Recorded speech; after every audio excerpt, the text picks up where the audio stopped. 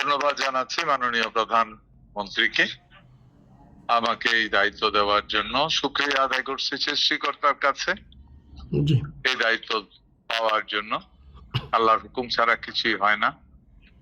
দোয়া চাচ্ছি সারা দেশ, কুমিল্লা সহ সারা দেশবাসীর কাছে।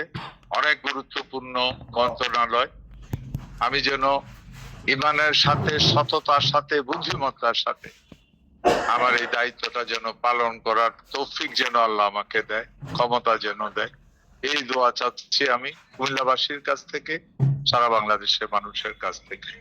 আমি আমার সাধ্য পরিমাণ চেষ্টা করব এই মিনিস্ট্রি গুলিকে সত্যি এমন একটা পর্যায়ে নিয়ে যেতে যেন মানুষ, বাংলাদেশের মানুষ সত্যিকার অর্থে খুশি হয়।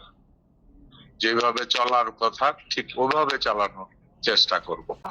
আমরা আশা করব শহীদ জিয়ার দলের সদস্যই তো আমরা, ঠিক যেভাবে সম্পূর্ণ করা হয়েছিল, এই জন্যই তো বললাম আমরা আশা করি এক্স্যাক্টলি এই দেশের এই যে ডিপার্টমেন্ট যে কয়টা মন্ত্রণালয় আছে, খাদ্য আমরা আশা করি ঠিক আগের মতো মানুষ খুশি হবে, এই কথাটা বলে ছেড়ে দিলাম। আর কুমিল্লার একজন নাগরিক হিসাবে, কুমিল্লার একজন মন্ত্রী হিসাবে এই কাজগুলির জন্য আমার যতটুকু ভূমিকা রাখার প্রয়োজন, কুমিল্লার বৃহত্তম স্বার্থে 16 আনা ভূমিকা আমি রাখবো।